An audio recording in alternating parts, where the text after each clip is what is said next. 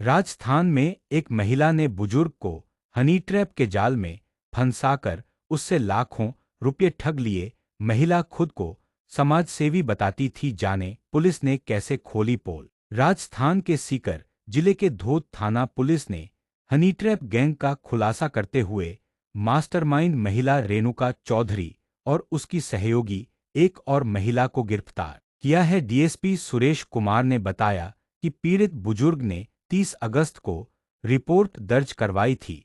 Report में कहा गया था कि फेसबुक पर रेणुका चौधरी नामक महिला से उनकी जान पहचान हुई थी। रेणुका से दोस्ती हुई तो उसने इसके बाद कई बार वीडियो कॉल भी किया और इसके साथ ही वह अपनी परिचित महिला सुबिता की बेटी की इंस्टाग्राम आईडी से भी मैसेज करवाती थी। रेणुका के कहने पर सुबिता ने अपनी बेटी को पीड़ित के फार्म हाउस पर भेजा था और इसके कुछ ही देर में रेणुका अपने साथियों के साथ वहां पहुंच गई और मेरे ऊपर रेप का आरोप लगाया।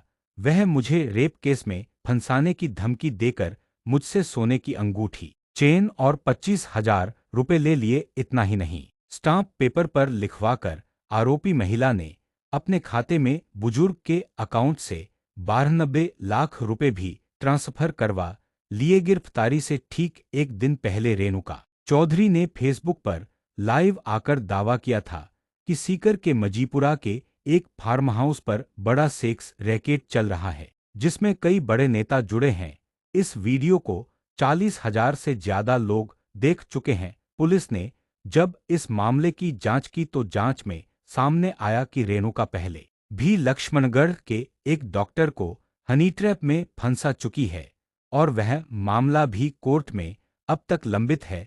फिलहाल पुलिस ने आरोपित महिलाओं को कोर्ट में पेश किया जहां से उन्हें जेल भेज दिया गया। साथ ही रेणुका चौधरी के बैंक खाते को भी फ्रीज कर दिया गया है। वीडियो अच्छा लगे तो सब्सक्राइब जरूर करना और लाइक भी।